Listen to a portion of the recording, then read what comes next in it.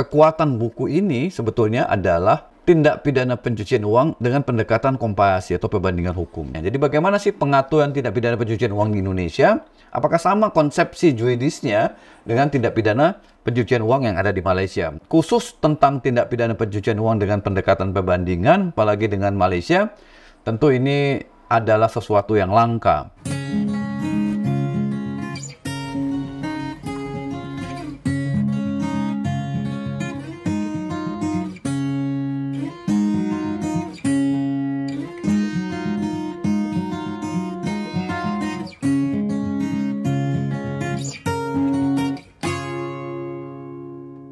Assalamualaikum warahmatullahi wabarakatuh. Bertemu kembali dengan Ahmad Sofyan dalam Law and Justice Channel. Sahabat hukum pidana, lama saya tidak memberikan ulasan terkait dengan channel ini ya. Ini disebabkan karena ada beberapa kesibukan saja. Jadi ini alasan pembenar aja ya, kenapa saya tidak membuatnya. Tetapi ya saya kadang-kadang harus memikirkan apa substansi yang dibutuhkan oleh sahabat-sahabat terkait dengan materi pembelajaran hukum pidana. Nah, kali ini saya akan melanjutkan topik tentang ulas buku ya. Jadi, sahabat-sahabat hukum pidana, pada akhir 2022, saya akhirnya bisa menerbitkan buku tentang tindak pidana pencucian uang. Kira-kira seperti ini ya, cover bukunya dari depan. Kemudian kalau dari belakang seperti ini, sahabat-sahabat, ya. Jadi buku ini sendiri saya tulis tidak sendirian tentunya. Di samping saya ada Jessica Nadine. Kemudian saya juga dibantu oleh editor Dr. Bambang Pratama. Ya, beliau juga dosen di Prodi Ilmu Hukum Business Law BINUS. Nah, sahabat-sahabat hukum pidana, buku ini terdiri dari 5 bab, ya. Ada 5 bab. Jadi bab pertama itu membahas tentang gambaran umum tentang tindak pidana pencucian uang. Jadi gambaran umum tentang tindak pidana pencucian uang ini menjelaskan tentang bagaimana sebenarnya secara makro tindak pidana pencucian uang itu, ya, secara makro. Jadi tindak pidana pencucian uang itu kan di dalamnya itu ada predikat crime, ya. Ini bagi sahabat-sahabat yang baru belajar tentang tindak pidana pencucian uang. Jadi ada predikat crime dan ada follow-up crime. Kemudian tindak pidana pencucian uang juga itu masuk dalam kategori transnational crime, ya, kejahatan lintas negara. Karena itu tindak pidana pencucian uang tidak hanya menjadi perhatian nasional, tapi juga menjadi perhatian global. Nah, tindak pidana pencucian uang juga tidak hanya mengejar pelakunya, ya, tetapi juga mengejar aliran uang tersebut. Istilah lainnya yang disebutkan adalah follow the money. Kenapa? Begitu pelaku tindak pidana pencucian uang melakukan kejahatan asalnya yang kita sebut dengan predikat crime, kemudian uang tersebut pindah, ya, dipindahkan, ditransfer, atau diubah bentuk, ya, dari uang segar menjadi bentuk barang. Apakah itu emas, apartemen, atau rumah, atau dalam bentuk saham, ya. Predikat crime-nya itu adalah dilakukan dengan berbagai bentuk kejahatan, ya. Dalam Undang-Undang 8 2010 juga dijelaskan bentuk-bentuk kejahatannya, ya. Nanti sahabat-sahabat hukum pidana bisa membacanya lebih detail dalam buku ini, ya. Jadi itu kira-kira bab 1, ya, secara umum, ya, tentang tindak pidana pencucian uang itu. Kemudian kita masuk di bab 2, ya. Bab 2 itu konsepsi tindak pidana pencucian uang. Nah, ini penting konsepsinya. Apa sih sebetulnya dan bagaimana sih evolusi tindak pidana pencucian uang itu? Karena di dalamnya ada 2 bentuk kejahatan, ya, kejahatan asalnya dan kejahatan lanjutannya. Kalau dulu sebelum ada tindak pidana pencucian uang, kita menyebutnya ini sebagai konkursus karena ada 2 tindak pidana. setelah dia melakukan kejahatan, dan yang kedua dia melakukan kejahatan lagi ya. Tetapi dalam rejim sebelum berlakunya tindak pidana pencucian uang, kejahatan yang kedua ini harus dilihat lagi apakah itu diatur atau tidak. Misalnya ketika seseorang menggelapkan atau mencuri motor atau menggelapkan aset-aset kantor, kemudian hasil penggelapannya tersebut dijual ke pihak ketiga. Nah, perbuatannya ada dua, menggelapkan sama penadahan. Nah, jadi ada dua tindak pidana. Tetapi dalam konteks tindak pidana pencucian uang, tindak pidana asalnya ada, TPPU-nya ada, tapi jadi satu kesatuan ya. Nah, untuk bisa mengatakan bahwa ini ada tindak pidana pencucian uang, maka tindak pidana asalnya itu harus menggunakan atau melakukan atau memanfaatkan kejahatan-kejahatan yang sudah ditentukan. Misalnya korupsi, pajak, ya. Kemudian apalagi narkotika, tindak pidana asalnya, ya. Atau apalagi tindak pidana lainnya yang ancaman pidananya lebih dari 4 tahun. Illegal fishing, illegal lodging, ya. Kejahatan-kejahatan eksplorasi tambang, eksplorasi dan eksploitasi tambang, kemudian uangnya digunakan untuk melakukan kejahatan, hasil dari uang tersebut digunakan untuk melakukan kejahatan. Nah, itu konsepsi. Jadi sahabat-sahabat hukum pidana harus paham sebelum mendalami tindak pidana pencucian uang, konsepsi tindak pidana pencucian uang yang ada di dalam bab 2 ini harus dipahamin. Kadang-kadang orang pengen instan, oh, tindak pidana pencucian uang, dia langsung mendalami tindak pidana pencucian uang, tetapi tidak berusaha mendalami asas-asas hukum pidananya dulu.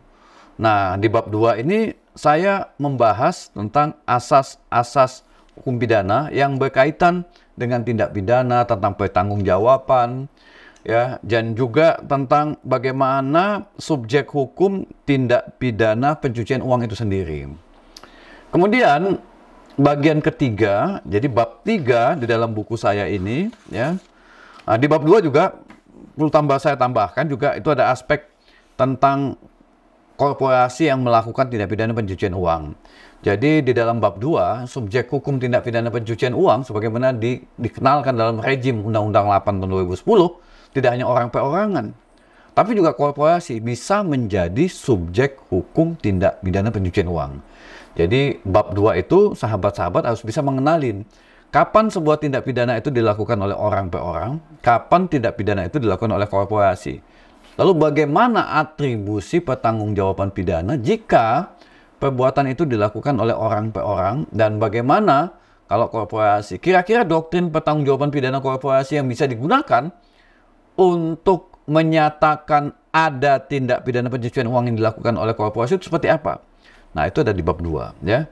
Nah, di bab 2 juga saya sudah mulai menjelaskan tentang konsepsi perbandingan hukum, ya.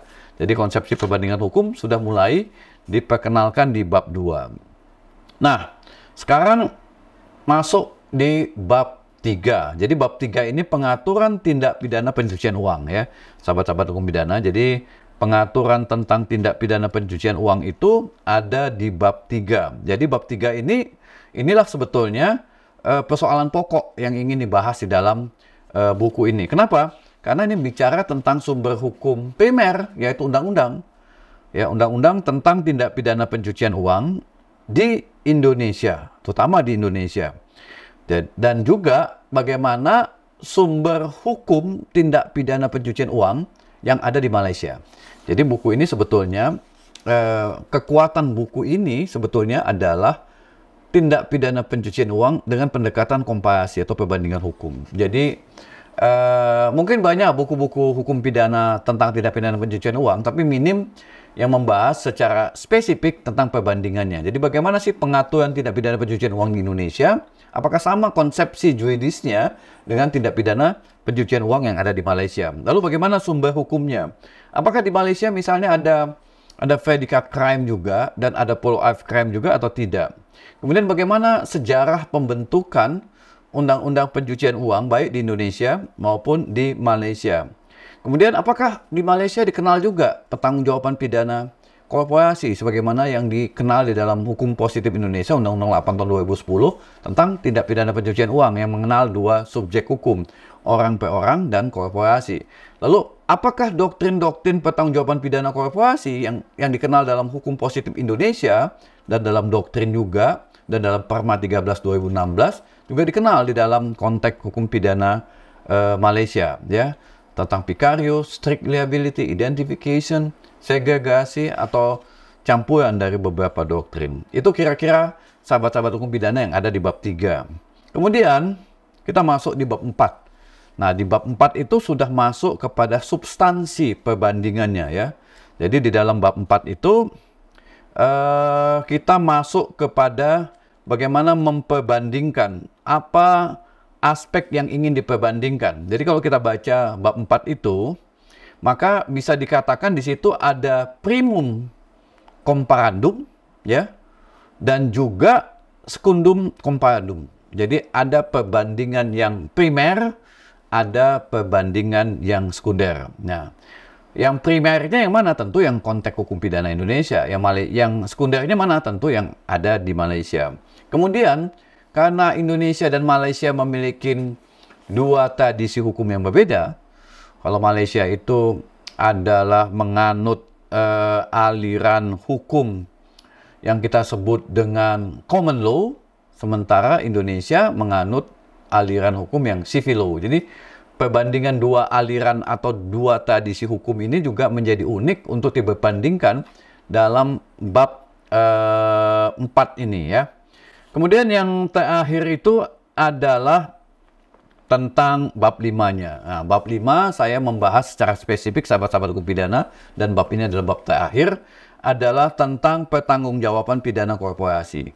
Nah, di dalam bab 5 ini saya membandingkan bagaimana pertanggungjawaban pidana korporasi dalam konteks hukum positif Indonesia dan konteks hukum pidana Malaysia, baik yang ada di dalam putusan pengadilan maupun di dalam normanya.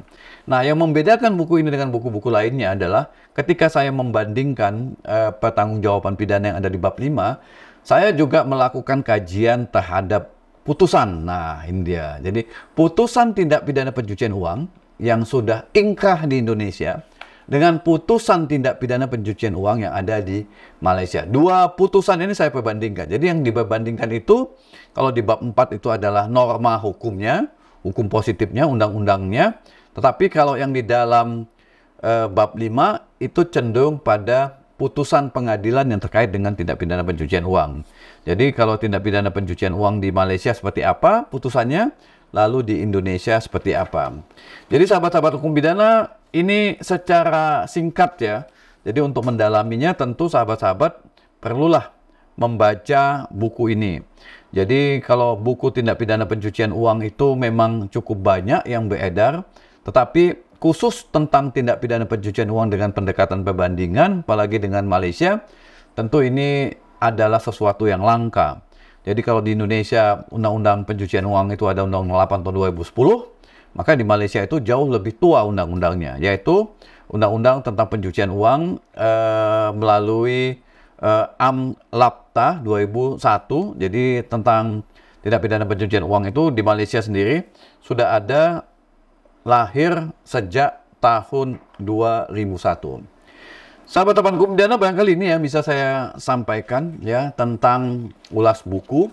Saya sengaja tidak mendalaminya bab per bab, itu nanti akan kita bahas dalam pertemuan lanjutan. Jadi ulas buku tentang tindak pidana pencucian uang ini akan ada beberapa edisi lanjutannya. Kalau ini adalah edisi satunya, memperkenalkan tentang substansi dasar dari tindak pidana pencucian uang di dalam buku ini.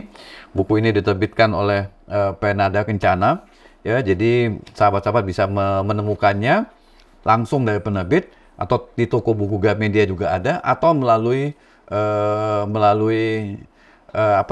toko-toko online, apakah di Tokopedia. Tokopedia saya sarankan harga dan kualitas buku aslinya ada di sana. Ini jika sahabat-sahabat pengen membelinya dari Tokopedia, nanti saya kasih link silakan buka linknya di deskripsi dari YouTube ini, jadi bisa buka dan bisa langsung menghubungi Tokopedia untuk membeli buku aslinya. Terima kasih sahabat-sahabat. Jika ada komentar, saran, tentu saya senang sekali. Dan jangan lupa terus saksikan untuk ulas buku Tindak Pidana Pencucian Uang, karena akan ada 2 atau 3 edisi lagi yang saya bahas. Dan membahasnya adalah bab per bab dari buku ini. Terima kasih dan sampai bertemu kembali pada ulas buku Tindak Pidana Pencucian Uang pada edisi berikutnya.